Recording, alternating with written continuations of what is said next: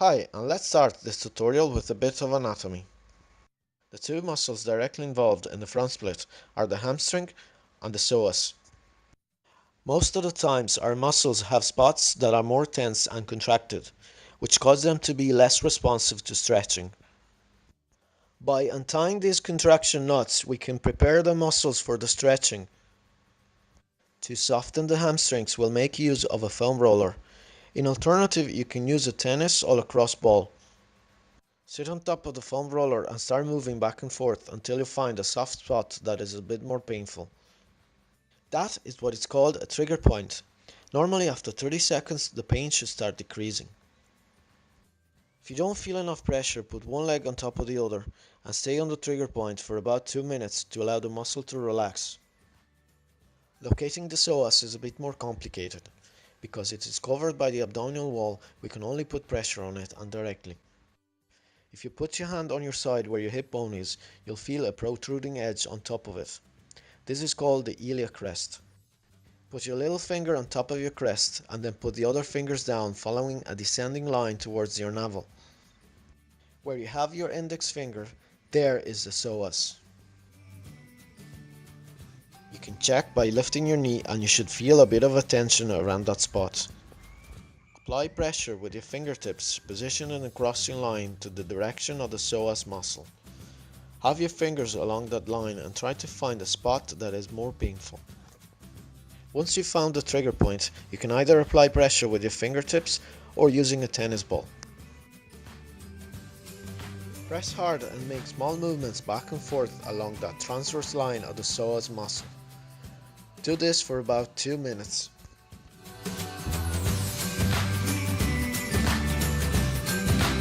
The following step is to increase hip mobility with dynamic stretching. This way we get our muscle more elastic through lengthening and shortening. Start with one foot forward and knee of the back legs touching the ground with both knees at 90 degrees angle.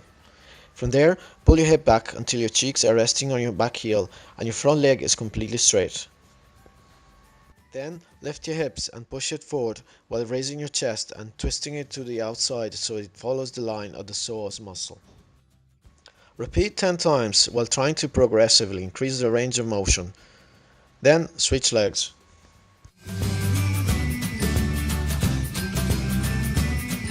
If you'd watched my previous video on how to do the side splits, you'd know the benefits of BNF stretching to increase flexibility and the science behind it. Lie down and wrap the band around your foot. Stretch one leg and pull with the band the foot towards you. At the same time, you should resist the pulling by applying enough force so the leg doesn't move in either direction. Hold for 5 seconds, then relax the muscles and pull again, allowing the leg to move a little bit further. Hold for another 10 seconds. And repeat the process 3 times, getting your leg closer to your chest. And you do the same on the other leg.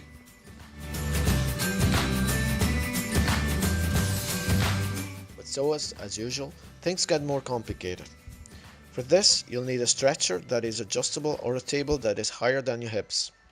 Fix a strap or elastic band at the bottom of the stretcher and use it as a resistance for your foot. Secure one foot to one end of the elastic band and sit on the edge of the stretcher, then lie down with your legs hanging out. Grab one knee and pull it to your chest. Push your foot against the band for 5 seconds, then relax and stretch the leg trying to get your foot to the ground.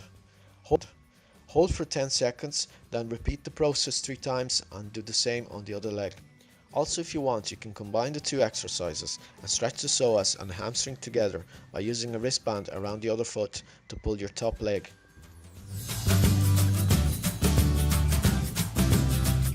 The following exercises are simply static stretches. First, the hamstring. Sit down with one leg straight and the other bent with your foot to the inside of your thigh.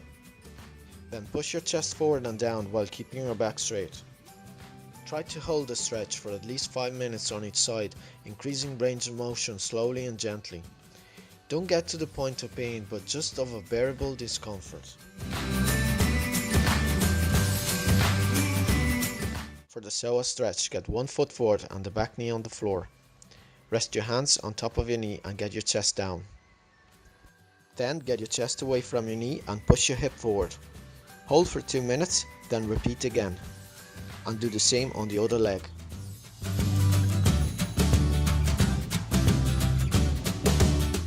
It's now time to attempt the front split. Go down very gradually so to allow your muscle to adapt to the new length. Take into account that it will take about 2 minutes to adapt to changes in length, so every increase in range of motion should be done within this time frame. Make 3-4 increases every 2 minutes until you get to your maximum length, and of course don't forget to do the same on the other side. Follow this program to be able to get the front split. How long it's going to take depends on each individual, but you should expect to see serious improvement after 3 to 6 months of consistent training. Thanks for watching and subscribe to the channel to receive more videos.